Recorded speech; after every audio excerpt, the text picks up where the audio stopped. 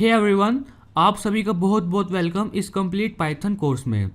इस introduction video में मैं बात करूंगा कि आपको पाइथन क्यों सीखनी चाहिए, ये कोर्स किसके लिए है, आप इस कोर्स में क्या सीखोगे और ये कोर्स दूसरे कोर्सेज से डिफरेंट क्यों होगा।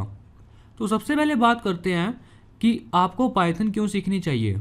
जैसा कि आप यहाँ पे देख सकते हैं, पाइथन की ग्रोथ काफ़ी तेज़ी से हो रही है और इसका कारण है कि पाइथन कई जगह यूज़ होती है। For example, Python data analysis में यूज़ होती है, पाइथन मशीन लर्निंग सीख सकते हैं आप। पाइथन सीखने के बाद आप सीख सकते हैं deep learning, artificial intelligence, desktop application development और वेब डेवलपमेंट।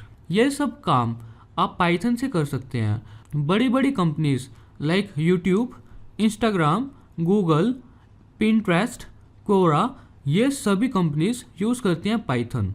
अब बात करते हैं कि आप इस कोर्स में क्या क्या सीखोगे और ये कोर्स किसके लिए है। अगर आपने आज से पहले कभी कोडिंग नहीं की तो नो प्रॉब्लम, आप इस कोर्स को अगर स्टार्टिंग से लेकर एंड तक फॉलो करोगे तो आप अच्छी तरह पाइथन डेवलपर कहलाओगे और आप अपने रेज्यूम में प्राउडली मेंशन कर सकते हैं कि आपको पाइथन अच्छे से आती है। या फिर आप पाइथन पहले ही यूज़ कर रहे हैं और आप कंफर्टेबल नहीं हैं पाइथन से, तो ये कोर्स आप फॉलो कर सकते हैं।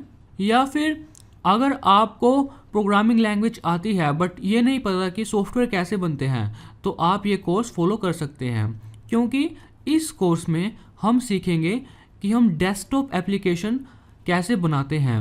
और इस कोर्स के बाद आप पाइथन में किसी भी फील्ड में मूव कर सकते हैं, चाहे वो डेटा एनालिसिस की फील्ड हो, चाहे आपको आर्टिफिशियल इंटेलिजेंस सीखनी हो, चाहे आपको वेब डेवलपमेंट सीखनी हो पाइथन को यूज़ करके।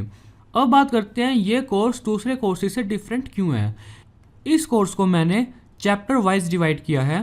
हम स्टार्ट करेंगे बिल्कुल चैप्टर 0 से, जिसमें हम देखेंगे कि आपको पाइथन को कैसे इंस्टॉल करना है, आपको अपने पीसी को कैसे सेटअप करना है कोडिंग के लिए। सबसे इम्पोर्टेंट जो हम चैप्टर 0 में सीखेंगे वो सीखेंगे कि आपको फाइल और फोल्डर के साथ कमांड लाइन के साथ कैसे काम करना है। हम बात करेंगे कि पाइथन 2 और पाइथन 3 में क्या डिफरेंस है, और आपको हर एक वीडियो में सोर्स कोड मिलेगा जो भी हम कोडिंग करेंगे। और जो मेन कोडिंग स्टार्ट करेंगे, जो हम पाइथन सीखना स्टार्ट करेंगे, वो चैप्टर 1 से सीखना स्टार्ट करेंगे। इस कोर्स को जो यूनिक बनाता है वो है कि आपको इस कोर्स में हर एक चैप्टर में काफ़ी सारी एक्सरसाइज मिलेगी आपकी प्रैक्टिस के लिए। इस कोर्स में सबसे पहले हम पाइथन का कोर कंसेप्ट क्लियर करेंगे, जो कि पहली 20 चैप्टर में हम क्लियर करेंगे।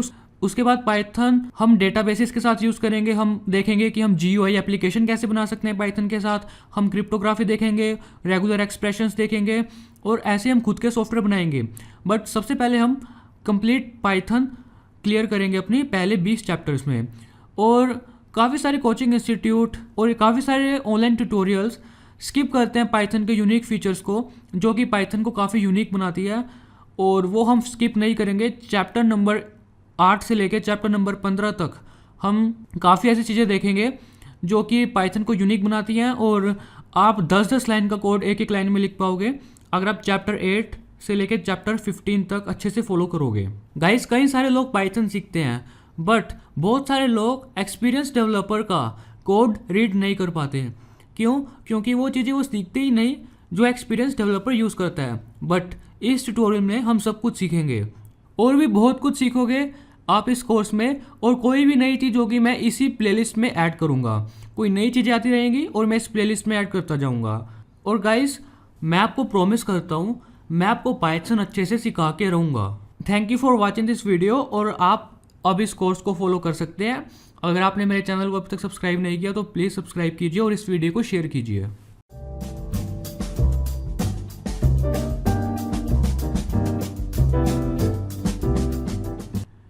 हे एवरीवन, तो आज की इस वीडियो में हम बात करेंगे पाइथन 3 वर्सेस पाइथन 2। हम इस कंप्लीट कोर्स में सीखेंगे पाइथन 3, और आज हम वही बात करेंगे कि हम पाइथन 3 क्यों सीखेंगे। देखिए, हुआ क्या था 2008 में जो पाइथन के क्रिएटर है गुइडो वैन रोसम, उन्होंने सोचा कि जो पाइथन 2 है उसमें काफ़ी कमियां हैं और मुझे उन्हें पूरा करना चाहिए, मुझे उन्हें दूर करना चाहिए।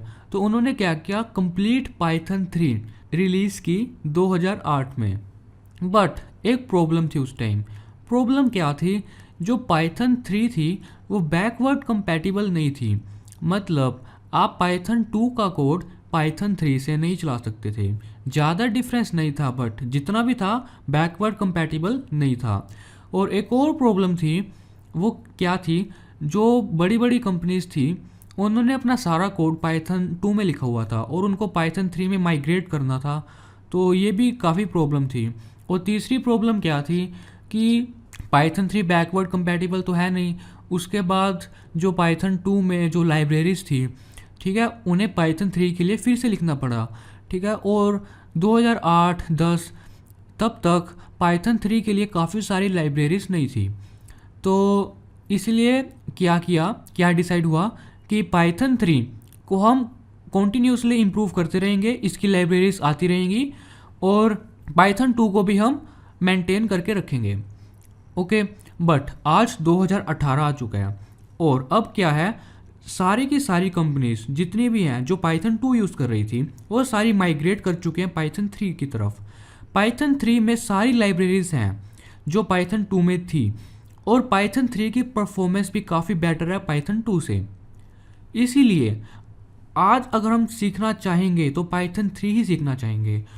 और एक और बात, जो पाइथन 2 है जो अभी तक मेंटेन्ड है वो 2020 तक ही मेंटेन रहेगी। उसके बाद पाइथन 2 की कोई भी लाइब्रेरी नहीं आएगी, कोई भी उसका कोड मेंटेन नहीं रहेगा। तो अभी पाइथन 3 ही सीखने में फ़ायदा है, पाइथन 2 सीखने में भी कोई फ़ायदा नहीं है। और इसीलिए हम इस ट्यूटोरियल में पाइथन 3 सीखेंगे।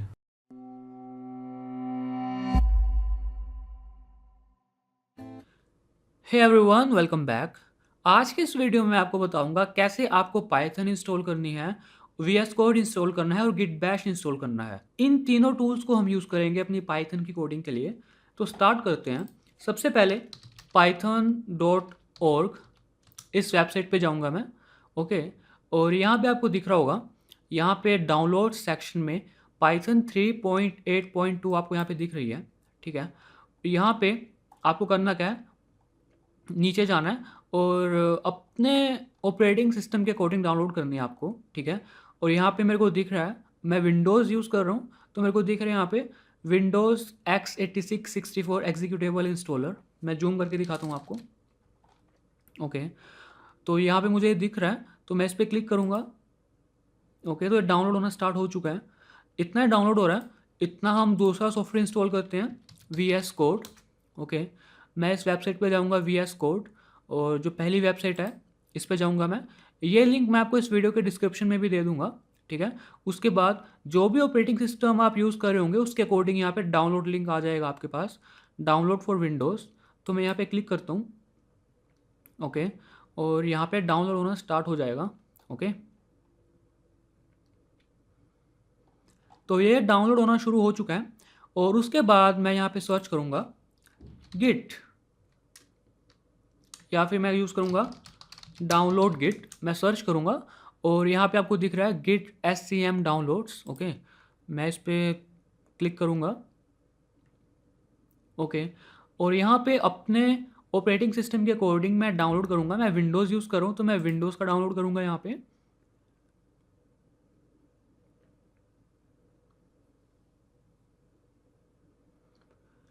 तो ये डाउनलोड होना शुरू हो चुका है, ये तीनों डाउनलोड हो चुके हैं। अभी मैं क्या करता हूँ, इनको इंस्टॉल करता हूँ। सबसे पहले मैं इंस्टॉल करूँगा पाइथन को, तो इंस्टॉल करता हूँ मैं पाइथन को। ओके, तो मैं रन करता हूँ। उसके बाद इस ऑप्शन पे आप ज़रूर क्लिक करना इंस्टॉल करने से पहले, ऐड पाइथन 3.82 पाथ। ओके, मैं यहाँ पे क्लिक करूँगा। ओके, उसके बाद मैं क्या करूँगा, इंस्टॉल नाउ।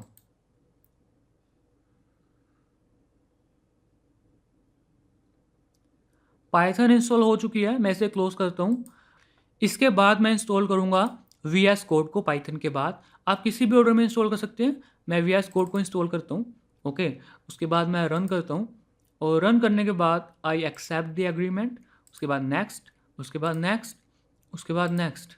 यहाँ पे ध्यान देना, यहाँ पे मैं क्रिएट अ डेस्कटॉप आइकन पे क्लिक करूँगा। उसके बाद तो ऊपर वाले 3 ऑप्शन पे मैं क्लिक करूँगा और उसके बाद नेक्स्ट करूँगा, नेक्स्ट करूँगा। उसके बाद इंस्टॉल होना शुरू हो जाएगा। Okay, alright. तो यहाँ पे इसको मैं अभी लॉन्च नहीं करूँगा, इसको मैं फिनिश करता हूँ और इसके बाद मैं इंस्टॉल करता हूँ गिट को, रन करता हूँ, ठीक है। उसके बाद नेक्स्ट करता हूँ और नेक्स्ट, उसके बाद डेस्कटॉप पे आइकॉन चाहिए मुझे इसका, ठीक है। उसके बाद नेक्स्ट करता हूँ, उसके बाद नेक्स्ट, उसके बाद मैं क्या करता हूँ यहाँ पे ड्रॉप डाउन में, यहाँ पे मैं करूँगा use Visual Studio Code as a Git default editor, okay. इस पर टिक करूँगा मैं, ठीक है। उसके बाद मैं नेक्स्ट पे क्लिक करता हूँ, ठीक है। उसके बाद मैं नीचे वाले ऑप्शन पे क्लिक करता हूँ, ठीक है। और उसके बाद मैं नेक्स्ट करता हूँ, ठीक है। उसके बाद नेक्स्ट करता हूँ, नेक्स्ट करता हूँ और नेक्स्ट एंड इंस्टॉल, ठीक है। इंस्टॉल हो जाएगा ये, मैं ओपन करके दिखा दूँ आपको। अभी मैं ओपन करके दिखाता हूँ आपको विजुअल स्टूडियो, ओके। यहाँ पे मैं विजुअल स्टूडियो ऐसे ओपन कर सकता हूँ, ठीक है। और विजुअल स्टूडियो कोड के बाद मैं आपको ओपन करके दिखाता हूँ गिट बैश, ठीक है। यहाँ पे आप गिट बैश ओपन कर सकते हैं, कुछ इस तरह से दिखेगा आपको, ठीक है। और इसके बाद मैं आपको ओपन करके दिखाता हूँ। उसके बाद अगर मैं यहाँ पे यहाँ पे आप देख सकते हैं, अगर मैं सर्च करूँ पाइथन, और यहाँ पे आप देख सकते हैं पाइथन 3.8 मेरे पास इंस्टॉल हो चुका है, ओके। अभी हम क्या करेंगे, इन तीनों को लिंक करेंगे नेक्स्ट वीडियो में। Thank you so much guys for watching this video.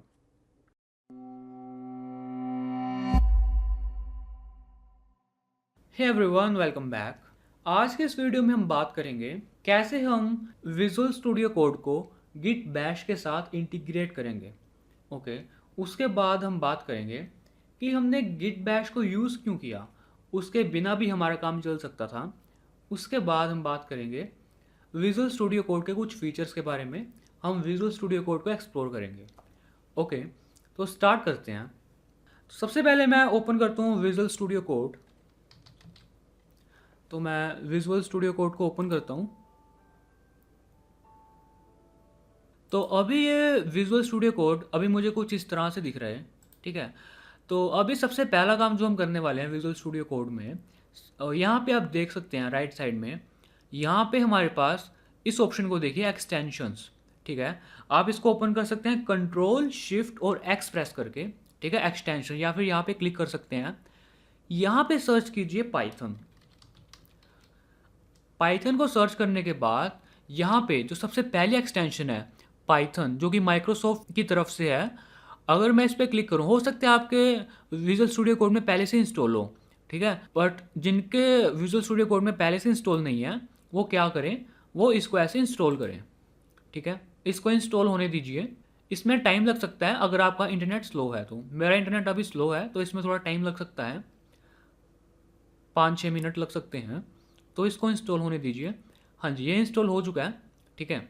Install होने के बाद मैं अपने वी एस कोड को बंद कर दूंगा, ठीक है, और फिर से अपना वी एस कोड ओपन करूंगा, ठीक है। Visual Studio code, okay, all right.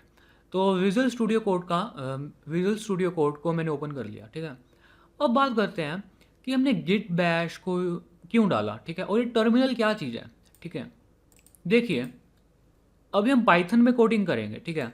तो पाइथन में कोडिंग करने के लिए हम क्या करेंगे, एक नया फोल्डर बना लेंगे, ठीक है, जिसका नाम रखेंगे हम पाइथन ट्यूटोरियल्स, ठीक है, पाइथन ट्यूटोरियल्स, ठीक है, फॉर एग्जांपल, ठीक है। अब इस पाइथन ट्यूटोरियल्स नाम के फोल्डर के अंदर फॉर एग्जांपल मुझे पाइथन की कोडिंग करनी है, ठीक है। तो मैं क्या करूँगा, यहाँ पे मैं न्यू टेक्स्ट डॉक्यूमेंट क्रिएट कर सकता हूँ, ठीक है। और यहाँ पे व्यू में जाके फाइल नेम एक्सटेंशंस को यहाँ पे क्लिक करके रख सकता हूँ, मैं उसको रीनेम कर सकता हूँ मैं, और यहाँ पे फॉर एग्जांपल hello.py, ठीक है, यस, ठीक है। तो ऐसे मैं पाइथन की फाइल्स को क्रिएट कर सकता हूँ और इसमें मैं कोडिंग करना स्टार्ट कर सकता हूँ।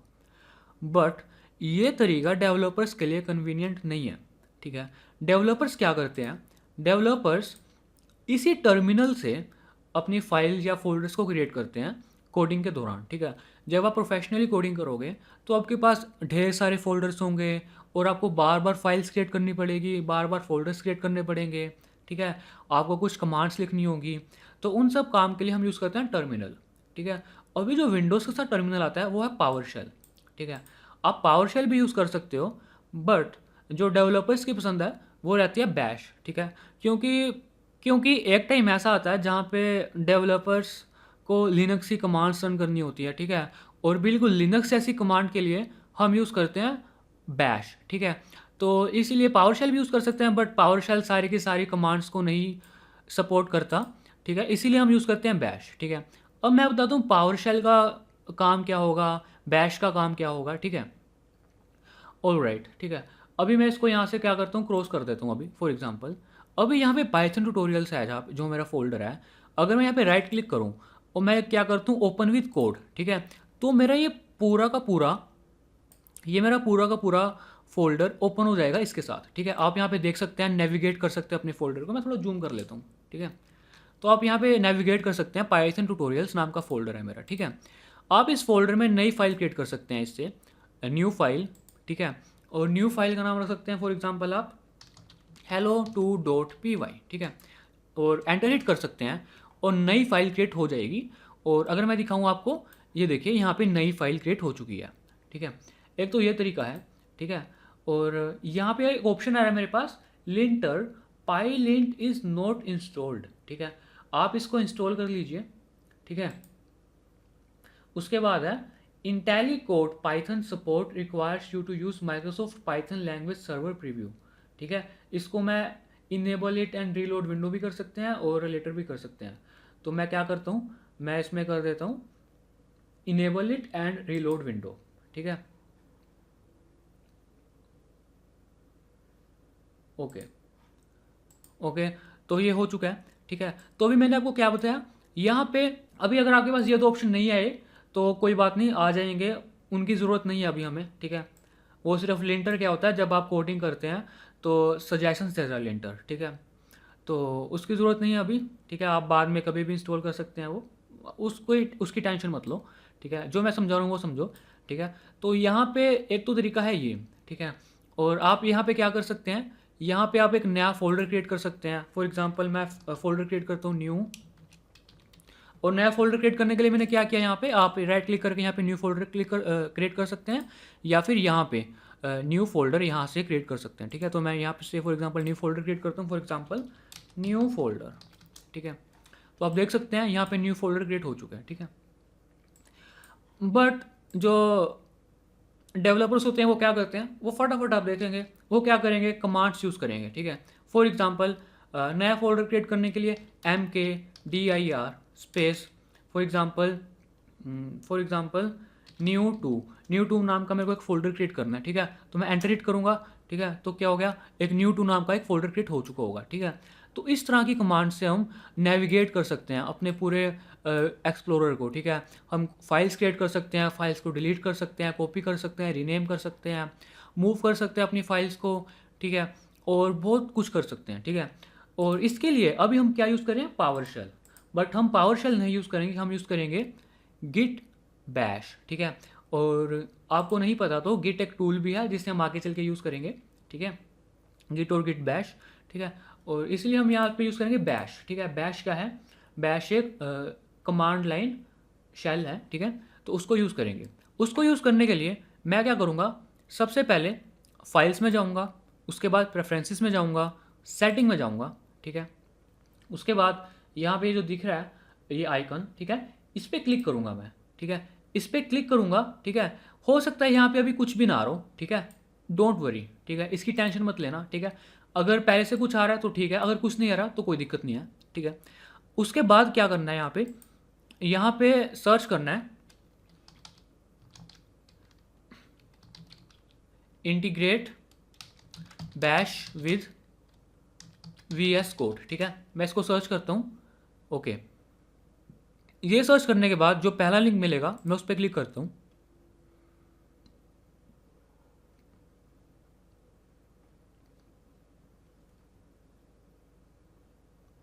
ठीक है। अब इसके बाद मैं क्या करता हूँ, यहाँ पे नीचे जाऊँगा तो देखिए, तो बैश को इंटीग्रेट करने के लिए यहाँ पे मेरे पास एक कमांड है गिट बैश को, ठीक है। अब मैं क्या करता हूँ, यहाँ पे इसको, इस लाइन को यहाँ पे कॉपी करता हूँ, इस लाइन को मैं कॉपी करता हूँ, ठीक है। कॉपी करके मैं क्या करता हूँ, यहाँ पे पेस्ट करूँगा, ठीक है। अगर यहाँ पे कुछ भी नहीं लिखा हुआ तो डायरेक्टली पेस्ट कर दीजिए, ठीक है। अगर पहले से कुछ लिखा हुआ है तो कोमा लगाइए, ठीक है, एंटर प्रेस कीजिए, ठीक है, और फिर पेस्ट कीजिए, ठीक है। पेस्ट करने के बाद इसको सेव कीजिए, ठीक है। इसको सेव करने के बाद अपने वी एस कोड को बंद कीजिए, ठीक है। और मैं फिर से इसी फोल्डर में वी एस कोड को ओपन करता हूँ, या ओपन विद कोड कर सकता हूँ, या फिर मैं यहाँ पे CMD टाइप कर सकता हूँ और यहाँ पे लिख सकता हूँ कोड स्पेस डॉट, ठीक है। इसी फोल्डर में वी एस कोड ओपन हो जाएगा, ठीक है। ऑल राइट, अभी क्या आ रहा है, यहाँ पे बैश आ रहा है, ठीक है। अभी वी पावर शेल नहीं आ रहा, बैश आ रहा है, ठीक है। अभी हम क्या करेंगे, कोडिंग करेंगे बैश से, ठीक है। कमांड लाइन की कोडिंग करेंगे बैश से, ठीक है। और मैं आपको, और नेक्स्ट वीडियो में हम पूरा बैश सीखेंगे, कैसे हम फाइल्स को क्रिएट कर सकते हैं, फोल्डर्स को क्रिएट कर सकते हैं, ठीक है, सब कुछ सीखेंगे। ऑलराइट, और अब बात करते हैं वी एस कोड के कुछ फीचर्स की, ठीक है। तो मैं इसको बंद करता हूँ, ठीक है। और एक और चीज़ मैं आपको बताना चाहूँगा, जो पाइथन की कोडिंग, कोई भी आप फाइल टाइप करोगे, फॉर एग्जांपल आप पाइथन का कोई भी कोड लिखोगे जो हम सीखेंगे, ठीक है, उसको लिखने के बाद आपको सेव करना होगा Ctrl+S से, ठीक है। मेरे पास बहुत सारे कमेंट आए थे कि लोग कह रहे थे कि कोई आउटपुट नहीं आ रही, वो इसलिए नहीं आ रही क्योंकि वो अपने पाइथन के कोड को सेव नहीं कर पा रहे थे, ठीक है। फॉर एग्जाम्पल एक पाइथन के कोड की सिंपल सी लाइन लिखता हूँ मैं, प्रिंट, ठीक है, उसके बाद पैरेंथेसिस, उसके बाद, अब ये क्या कमांड है इसके बारे में हम अगली आने वाली वीडियोस में सीखेंगे।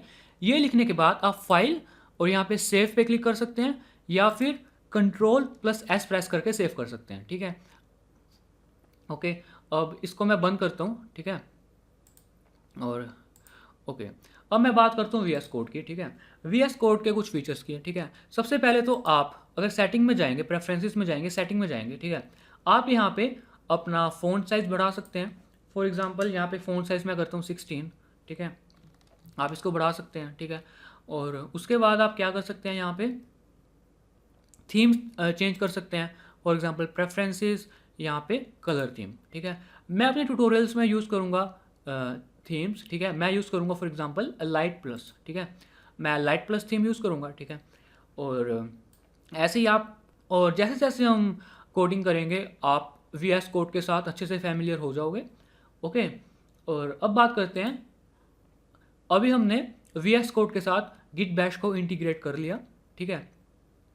और एक और चीज़ मैं आपको बताना चाहूँगा इस वीडियो में, अगर आप राइट क्लिक करेंगे और ओपन करेंगे गिट बैश शेयर, ठीक है, तो ये वही टर्मिनल है जो हमें दिख रहा था यहाँ पे, ठीक है। तो मैं वी एस कोड ओपन करता हूँ, ठीक है, V S code, visual Studio code open करता हूँ,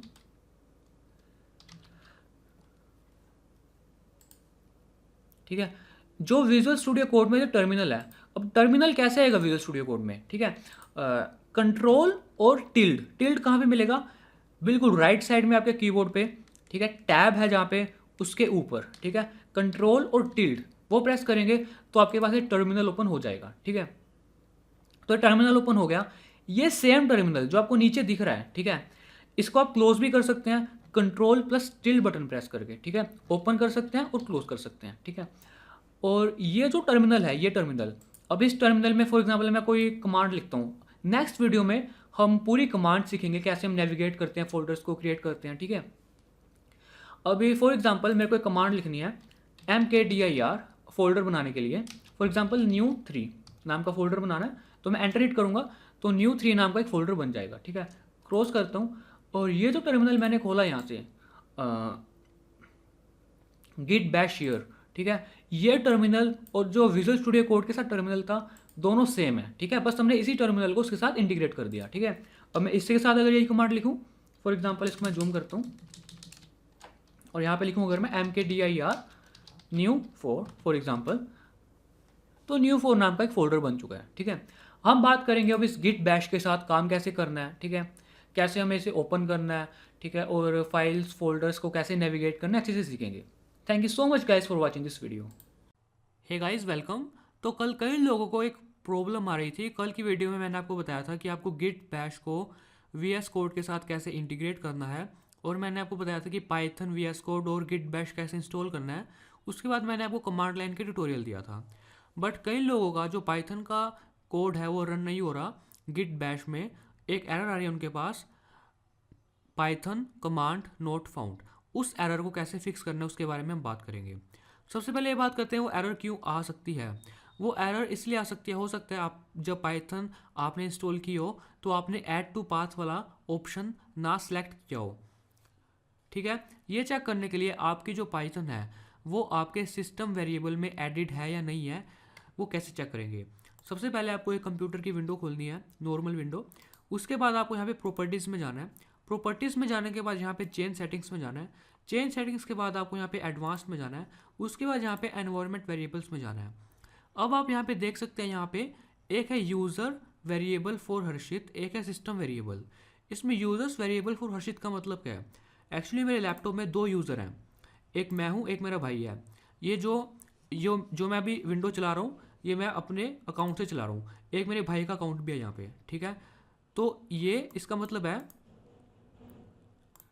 मतलब है ये वो वाले वेरिएबल जो सिर्फ और सिर्फ मेरे अकाउंट के लिए है। ठीक है, इसमें अब यहाँ पे देखिए पाथ नाम का एक यहाँ पे आपको दिखेगा वेरिएबल। ठीक है, ये वेरिएबल है पाथ नाम का, इसको आप एडिट कीजिए यहाँ पे।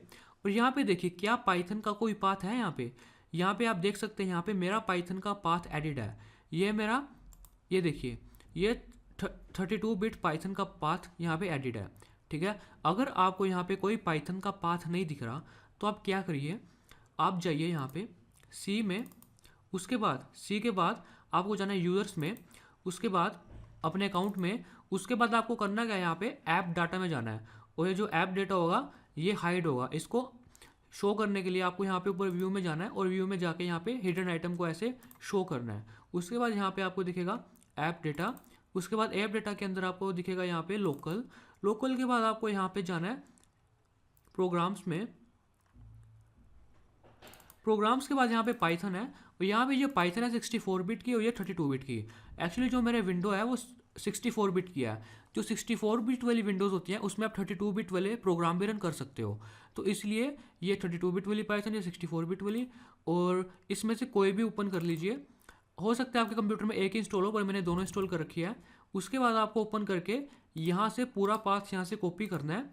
कॉपी करने के बाद उसी सिस्टम वेरिएबल में जाना है और यहाँ पे न्यू पे क्लिक करना है और यहाँ पे इसको ऐसे पेस्ट कर देना है, ऐसे राइट क्लिक करके पेस्ट। आई होप आपको ये समझ आ चुका होगा। उसके बाद यही काम आप सिस्टम वेरिएबल के साथ भी कीजिए। हो सकता है कि आपका पाथ किसी और यूज़र के लिए सेट हो और आप कोई और यूज़र का अकाउंट चला रहे हो। ठीक है, उसके बाद यहाँ पे भी इसको एडिट कीजिए। एडिट करने के बाद यहाँ पे न्यू पे क्लिक कीजिए और यहाँ पे ऐसे इसको पेस्ट कर दीजिए। ठीक है, पेस्ट करने के बाद ओके कर दीजिए। ठीक है, और इसको ओके कर दीजिए। इसको ओके करने के बाद, ये सब कुछ करने के बाद आपको करना क्या, अपना पीसी रिस्टार्ट करना है। रिस्टार्ट करने के बाद आपको वीएस कोड ओपन करना है।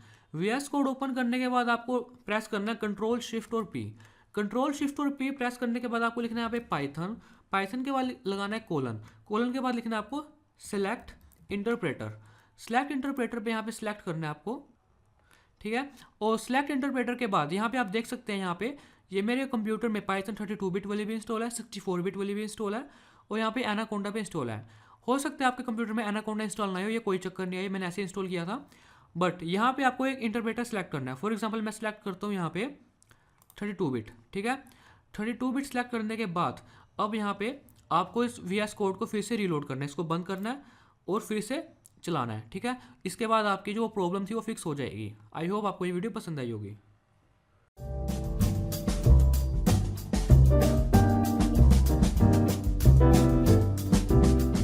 हे गाइस, वेलकम।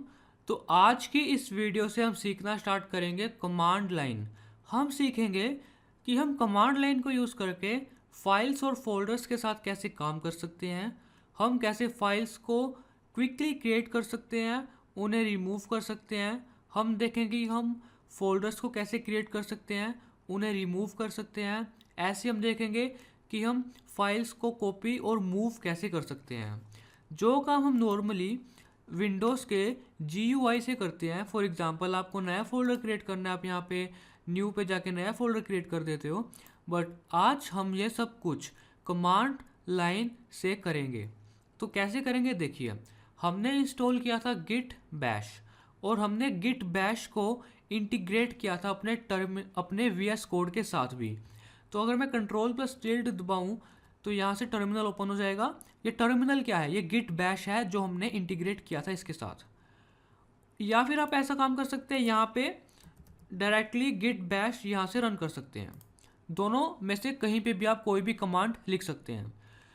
तो सबसे पहले फॉर एग्जांपल मुझे इस एफ ड्राइव में मुझे क्रिएट करना है एक फोल्डर, ठीक है। फोल्डर क्रिएट करने से पहले कुछ इंपॉर्टेंट कमांड्स जो मैं आपको बताता हूँ वो क्या है, देखिए। सबसे पहले कमांड जो मैं आपको बताने जा रहा हूँ, pwd। pwd का मतलब होता है प्रिंट वर्किंग डायरेक्टरी। डायरेक्टरी का मतलब होता है फोल्डर। इसका मतलब ये कमांड हमें क्या बताएगी कि जो भी आपका जो गिट बैश है या फिर आप लिनक्स या मैक यूज़ कर रहे हैं, आपका टर्मिनल है, वो उसकी करंट लोकेशन कहाँ पे है, वो कहाँ पे ओपन है। अगर मैं pwd लिख के एंटर प्रेस करूँगा तो ये मुझे बता रहा है सी यूज़र्स हर्षित। जो मेरी लोकेशन है ये भी गिट बैश कहाँ पे ओपन है, सी यूज़र्स हर्षित, ठीक है। ऐसे ही अगर मैं इसको विजुअल स्टूडियो कोड में लिखूँगा pwd, तो ये कहाँ पे ओपन है, सी यूज़र्स हर्षित, ठीक है। तो ये पहली कमांड pwd आपको क्लियर हो चुकी होगी। अब अगली कमांड है ls। ls का मतलब है लिस्ट। इसका मतलब क्या है, सी यूजर्स हर्षित, मतलब हर्षित नाम के फोल्डर में क्या क्या फाइल्स हैं, क्या क्या फोल्डर्स हैं, उन सभी की लिस्ट क्रिएट करने के लिए तो मैं यूज़ करता हूँ ls। तो एक लिस्ट मेरे पास मिल जाएगी, ठीक है। अब इससे क्या हो रहा है, मुझे पता लग रहा है कि मेरे सी यूजर्स हर्षित में क्या कुछ है। तो इसमें बहुत कुछ पड़ा है, ठीक है। ये डेटा साइंस का सारा डेटा पड़ा है मेरे पास इस। तो उसके बाद अगली कमांड है क्लियर। ये आपकी स्क्रीन को क्लियर करने के लिए, ठीक है। तो मैंने आपको कौन सी, pwd, ls और क्लियर, ठीक है। pwd, अभी मैं कहाँ पे हूँ फिलहाल, सी यूजर्स हर्षित, ठीक है। बट मैं चाहता हूँ कि मुझे मूव करना है इस एफ ड्राइव में, ठीक है। तो उसके लिए मैं यूज़ करता हूँ cd। cd का मतलब होता है change directory. cd space f ://। इससे क्या होगा, मैं एफ ड्राइव में मूव कर जाऊंगा, ठीक है। अब अगर मैं करूं pwd तो मैं कहाँ पे हूँ, एफ ड्राइव के अंदर। और सेम चीज़ किसके साथ होगी, विजुअल स्टूडियो कोड के साथ। अगर मैं लिखूँ cd f ://, तो देखिए अगर मैं pwd लिखूँ तो मैं एफ ड्राइव में मूव कर चुका हूँ, ठीक है। अब फॉर एग्जांपल मुझे देखना है कि एफ ड्राइव में मेरे पास कौन कौन से फोल्डर्स हैं, कौन कौन सी फाइल्स हैं। तो मैं ls लिख के यहाँ से चेक कर सकता हूँ। तो ये देखिए ls लिख के मेरे पास कंप्लीट लिस्ट आ चुकी है, जो जो मेरे पास फोल्डर्स थे, जो जो मेरे पास फाइल्स थी। और अब मैं क्या करता हूँ, अपनी स्क्रीन को क्लियर करता हूँ। अब मेरी जो गिट बैश है कहाँ पे ओपन है, एफ ड्राइव में। तो अब बात करते हैं कि एफ ड्राइव में अगर मुझे कोई फोल्डर क्रिएट करना है तो कैसे होगा। तो देखते हैं फोल्डर क्रिएट कैसे होगा। तो मैं गिट बैश ओपन करता हूँ और फोल्डर क्रिएट करने के लिए जो कमांड है mkdir मेक डायरेक्टरी। डायरेक्टरी का मतलब फोल्डर होता है, mkdir। उसके बाद मैं यहाँ पे स्ट्रिंग मतलब डबल कोट्स के अंदर लिखूंगा अपने फोल्डर का नाम। फॉर एग्जाम्पल मुझे फोल्डर का नाम रखना है न्यू पाइथन कोर्स, या फिर मैं न्यू पाइथन कोर्स की जगह लिखता हूँ कमांड लाइन प्रैक्टिस। तो ये नया फोल्डर क्रिएट हो चुका है। अब यहाँ पे देखिए, ये देखिए कमांड लाइन प्रैक्टिस नाम का नया फोल्डर क्रिएट हो चुका है। अगर मैं इसको रिफ्रेश करूंगा तो ये अपनी सही पोजीशन पे मूव कर जाएगा जहाँ पे उसको होना चाहिए, कमांड लाइन प्रैक्टिस। अब आप में से कुछ लोग सोच रहे होंगे यहाँ पे ये मैंने डबल कोट्स के अंदर क्यों लिखा। देखिए अगर मैं यहाँ पे मेक डायरेक्टरी करूँ और यहाँ पे एक फोल्डर का नाम रखूँ कमांड अंडरस्कोर लाइन, ठीक है, तो मेरा एक फोल्डर क्रिएट हो जाएगा कमांड लाइन। देखिए यहाँ पे,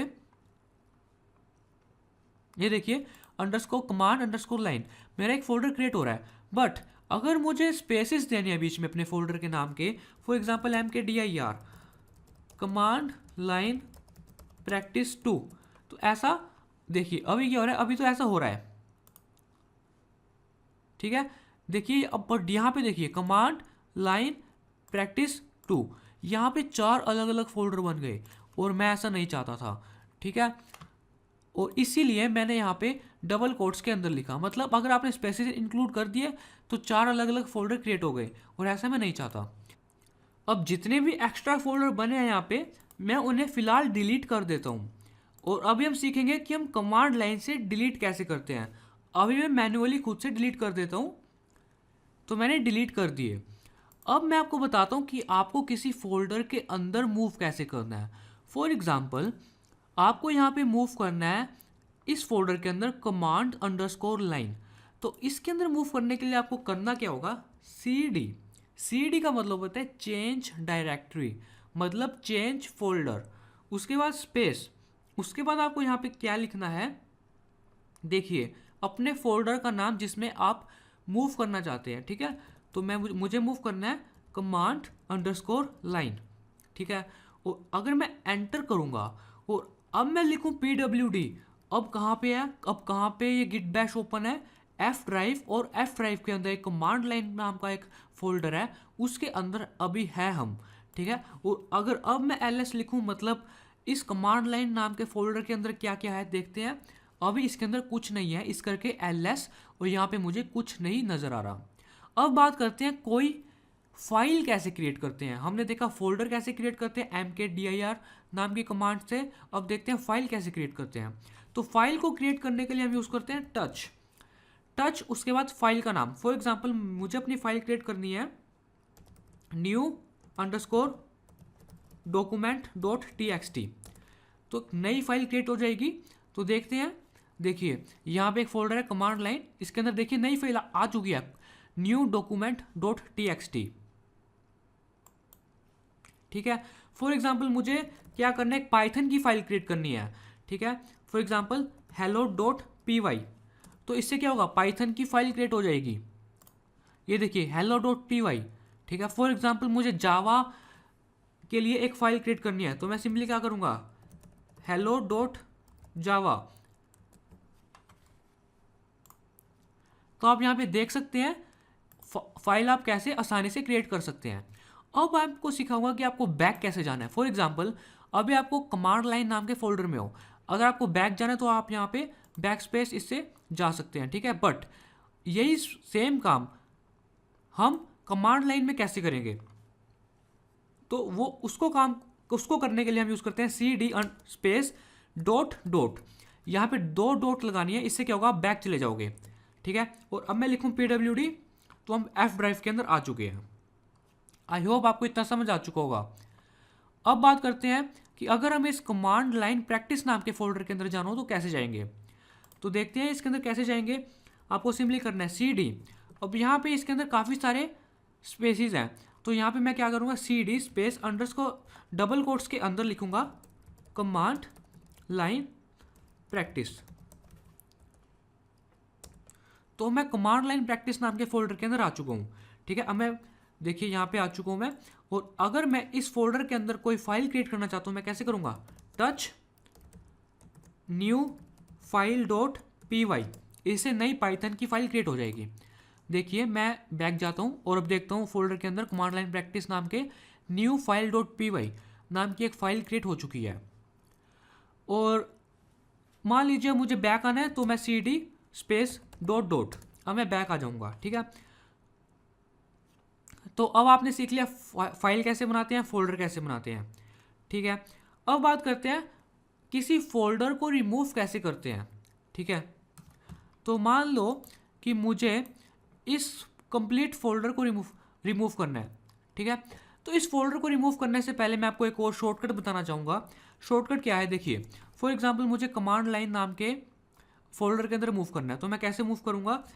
तो यहाँ पे मुझे पूरा कमांड लाइन लिखने की ज़रूरत नहीं है, मैं थोड़ा सा लिखूँगा, थोड़ा सा लिखने के बाद टैब प्रेस करूँगा, ठीक है, और अंडरस्कोर फिर टैब प्रेस करूँगा, तो ये बाय डिफ़ॉल्ट मेरे लिए ऑटो कंप्लीट हो जाएगा, ठीक है। तो टैब प्रेस कर करके आप ऑटो कंप्लीट कर सकते हैं। तो अब मैं इस फोल्डर के अंदर मूव कर चुका हूँ, ठीक है। इस फोल्डर के अंदर देखते हैं कौन कौन सी फाइल है मेरे पास, 3 फाइल है, hello डॉट जावा, hello डॉट py और न्यू डॉक्यूमेंट डॉट txt।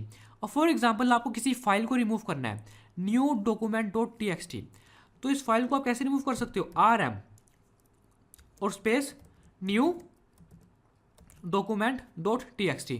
अब मैंने न्यू डॉक लिखा और क्या हुआ, टैब प्रेस किया तो एक ऑटोफिल हो गया मेरे लिए, और अब मैं एंटर करूंगा तो मेरी फाइल रिमूव हो चुकी है। अगर मैं फिर से ls दबाऊंगा, ls लिखूंगा तो देखिए मेरे पास 2 ही फाइल रह चुकी हैं। ठीक है, अगर नहीं यकीन होता आप यहाँ पे देख सकते हैं, यहाँ पे देखिए कमांड लाइन नाम का फोल्डर, उसके अंदर 2 ही फाइल रह चुकी हैं। अब फॉर एग्जाम्पल मुझे डिलीट करनी है hello.java फाइल, तो मैं कैसे डिलीट करूँगा, rm स्पेस hello.java, इसे डिलीट हो चुकी है hello.java। अब मैं ls करके प्रेस करूँगा, देखिए hello.py रह चुकी है, hello.java भी डिलीट हो चुकी है। अब फॉर एग्जाम्पल मुझे बैक आना है तो cd स्पेस डॉट डॉट, अब मैं बैक आ चुका हूँ। ठीक है, अब फॉर एग्जाम्पल मुझे इस कंप्लीट फोल्डर को रिमूव करना है तो rm उसके बाद स्पेस उसके बाद rf, ऐसे लिखना है आपको, rm उसके बाद हाइफन rf। rf का मतलब होता है रिकर्सिव फोर्स। ठीक है, रिमूव, तो उसके बाद आपको करना है कि अपने फोल्डर का नाम लिखना है, स्पेस कमांड अंडरस्कोर लाइन। ठीक है, अब मेरा फोल्डर रिमूव हो चुका होगा। ठीक है, तो यहाँ पे देख सकते हैं कमांड लाइन नाम का फोल्डर बिल्कुल रिमूव हो चुका है। ठीक है, अब फॉर एग्जांपल मुझे इस कमांड लाइन प्रैक्टिस नाम के फोल्डर को रिमूव करना है। ठीक है, तो मैं कैसे करूँगा, rm rf और डबल कोट्स के अंदर कमांड लाइन प्रैक्टिस, मैंने कमांड लिखा उसके बाद टैब प्रेस किया, मेरे लिए ऑटो फिल हो चुका है, और अब मैं एंटर करूँगा तो ये फोल्डर रिमूव हो चुका है, पूरा फोल्डर। ठीक है, आई होप आपको इतना समझ आ चुका होगा। अब मैं ओपन करता हूँ VS स्टूडियो, और अब मैं इसमें करता हूँ ये काम आपको रिवाइज कराने के लिए। सबसे पहले मैं स्क्रीन को क्लियर करता हूँ और मैं देखता हूँ मैं कहाँ पे, मैं F ड्राइव के अंदर हूँ। उसके बाद मैं यहाँ पे एक नया फोल्डर क्रिएट करता हूँ, mkdir, उस फोल्डर का नाम रखता हूँ न्यू पाइथन कोर्स, और मैं क्या करता हूँ इस फोल्डर के अंदर मूव करता हूँ cd, और मूव करने के लिए मैं न्यू पाइथन कोर्स, और मैं स्क्रीन को फिर से क्लियर करता हूँ, और अब मैं क्या करता हूँ इस फोल्डर में एक नई पाइथन की फाइल क्रिएट करता हूँ, फॉर एग्जांपल touch hello.py। ठीक है, अब आपके पास एक फाइल क्रिएट हो चुकी है hello.py। अब आपने इस फाइल को कोड करना है, इसमें कुछ कोडिंग करनी है। तो कोडिंग करने के लिए जो विजुअल स्टूडियो में आप लिखते हो कोड, उसके बाद hello.py। ठीक है, ये फाइल आपकी यहाँ पे ओपन हो जाएगी, देखना। अब यहाँ पे आप कोडिंग कर सकते हो। मैं बिल्कुल सिंपल कोड लिखता हूँ यहाँ पे प्रिंट, और इसमें लिखता हूँ हेलो वर्ल्ड। ये प्रिंट फंक्शन के बारे में हम अच्छे से डिटेल में बात करेंगे नेक्स्ट चैप्टर में। ठीक है, प्रिंट हेलो वर्ल्ड। अब मुझे इसको रन करना है तो मैं फिर से कंट्रोल प्लस टिल्ड दबाऊंगा, मेरा टर्मिनल ओपन होगा, और अब मैं क्या करूँगा यहाँ पे इसको रन करने के लिए, अब ध्यान से देखना, मैंने अपनी फाइल क्रिएट की, अब मुझे इसे रन करना है। रन करने के लिए मैं क्या करूँगा, पहले लिखूँगा पाइथन स्पेस, यहाँ पे जो विंडोज़ यूज़र हैं वो लिखेंगे पाइथन, और जो लिनक्स या मैक यूज़र हैं वो लिखेंगे पाइथन 3। तो मैं विंडोज़ यूज़र हूँ, मैं लिखूँगा पाइथन स्पेस फाइल का नाम जिसको मुझे रन करना है hello.py। ठीक है, एंटर करूँगा तो ये मेरे पास आउटपुट आ रही है हेलो वर्ल्ड। आई होप आपको ये समझ आ चुका होगा। अगर आपको ये वीडियो पसंद आए तो प्लीज़ इस वीडियो को लाइक कीजिए, शेयर कीजिए, और कमेंट कीजिए आपको ये वीडियो कैसी लगी। और अगर आप और सीखना चाहते हैं कमांड लाइन के बारे में, और इसके लिए भी कमेंट कीजिए। And thank you for watching this video.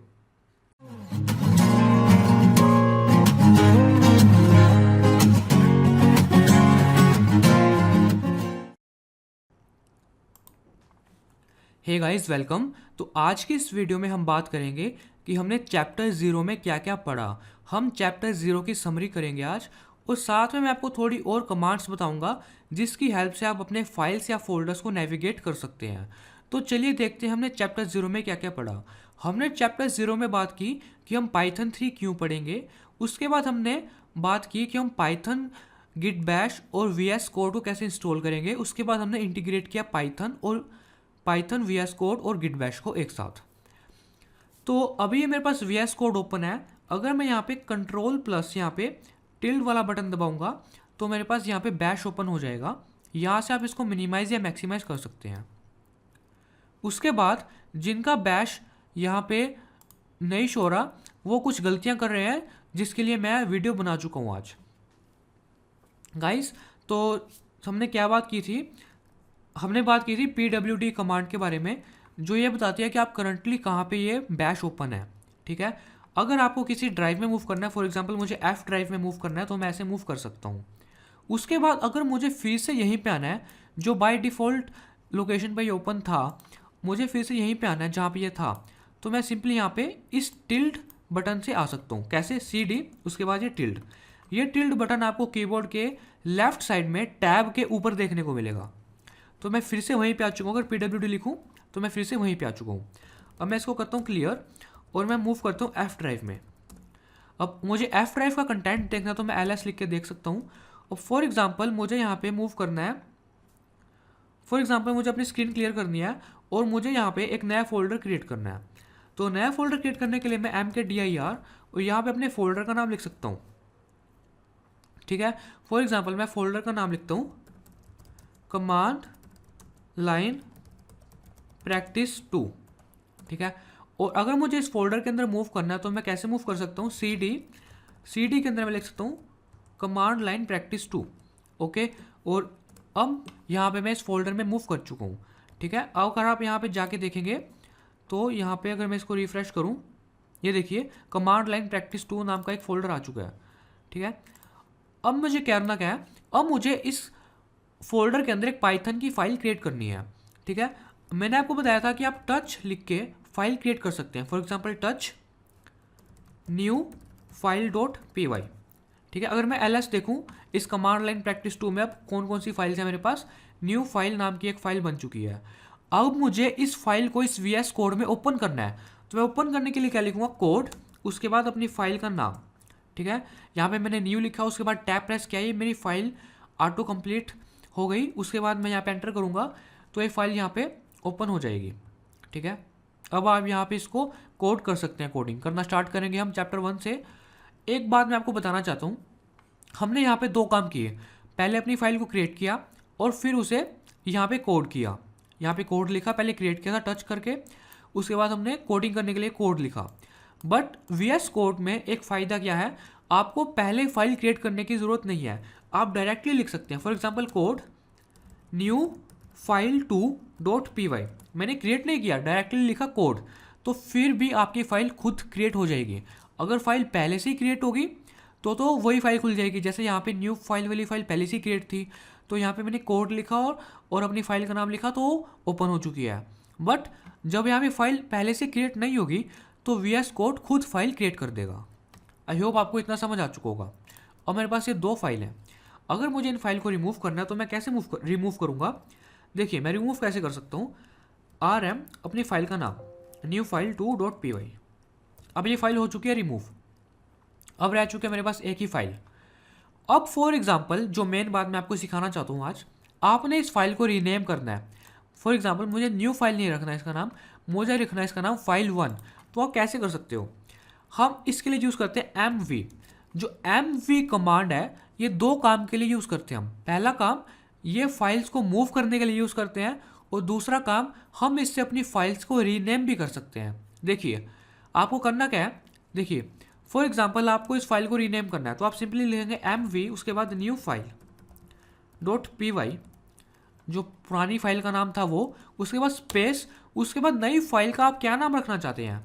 मैं रखना चाहता हूँ न्यू फाइल या फिर file 1 dot py, file 1 dot py। तो ये फाइल वो फाइल अब रीनेम हो चुकी है। ठीक है, अब मैं LS प्रेस करूँगा, देखिए फाइल 1 नाम की फाइल है, न्यू फाइल वाली फाइल रीनेम हो चुकी है। ठीक है, अब मैं कोड करता हूँ इस फाइल 1 को, फाइल 1 डॉट py। ठीक है, अब मैं क्या करता हूँ, अब मैं इसको यहाँ से क्लियर करता हूँ। अब मुझे करना क्या है, इस कमांड लाइन प्रैक्टिस 2 नाम के फोल्डर में मुझे एक और फोल्डर क्रिएट करना है। फॉर एग्जांपल मैं एक फोल्डर क्रिएट करता हूँ यहाँ पे, इसका नाम रखता हूँ मैं न्यू अंडरस्कोर फोल्डर। यहाँ पे एक न्यू फोल्डर क्रिएट हो चुका है। अगर मैं LS प्रेस करूँगा तो यहाँ पे न्यू फोल्डर है। अब मुझे करना क्या है, फॉर एग्जांपल मुझे इस फाइल 1 डॉट py को इस न्यू फोल्डर में मूव करना है। तो मैं कैसे करूँगा, देखिए MV, उसके बाद फाइल 1 डॉट py, इतना लिखना है, स्पेस डाल के। आपको अगर अपनी फाइल को कहीं और मूव करना है तो आप यहाँ पे क्या करोगे, यहाँ पे आप उसका पाथ लिखोगे। ठीक है, अब ये जो फोल्डर है ये इसी फोल्डर के अंदर है, कमांड लाइन प्रैक्टिस 2।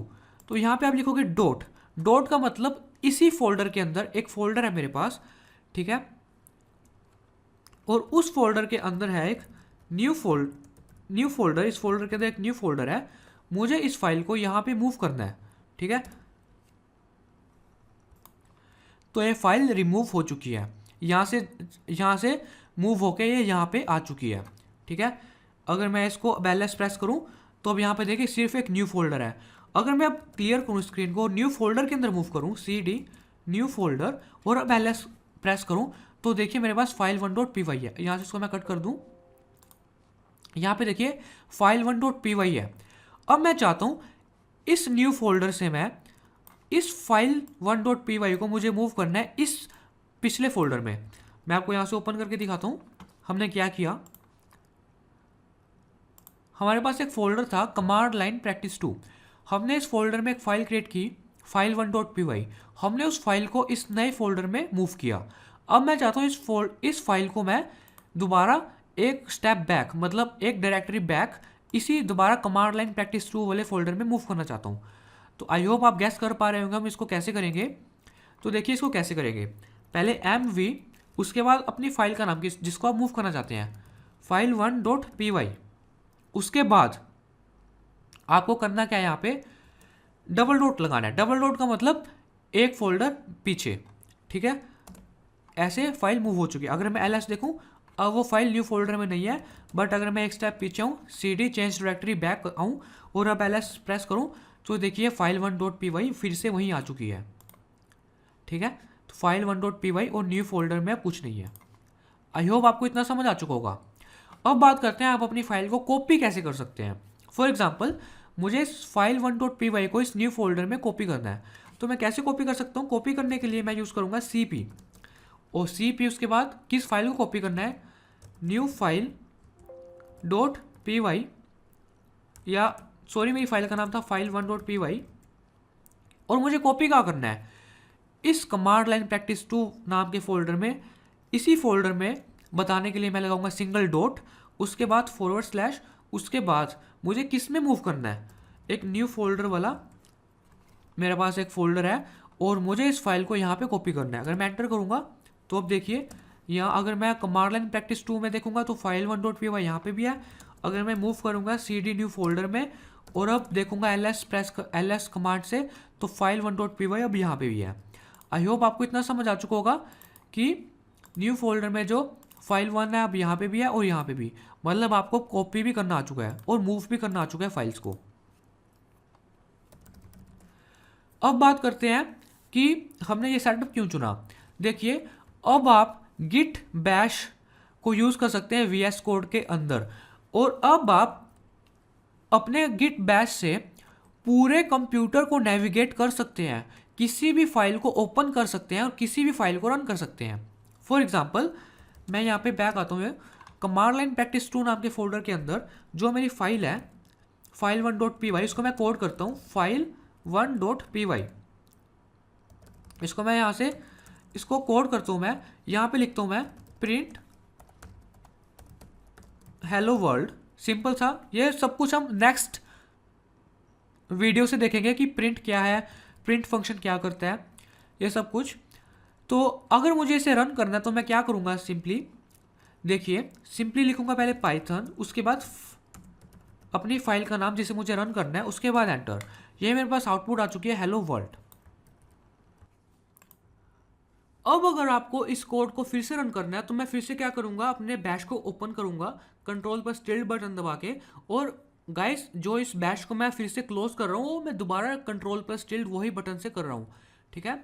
अब मुझे अगर इस कोड को फिर से रन करना है तो मैं दोबारा पूरी कमांड नहीं लिखूंगा, मैं सिंपली अप एरो प्रेस करूँगा और मेरी पुराने वाली कमांड लिखी आ जाएगी और मैं एंटर करूँगा, मेरा कोड फिर से रन हो जाएगा।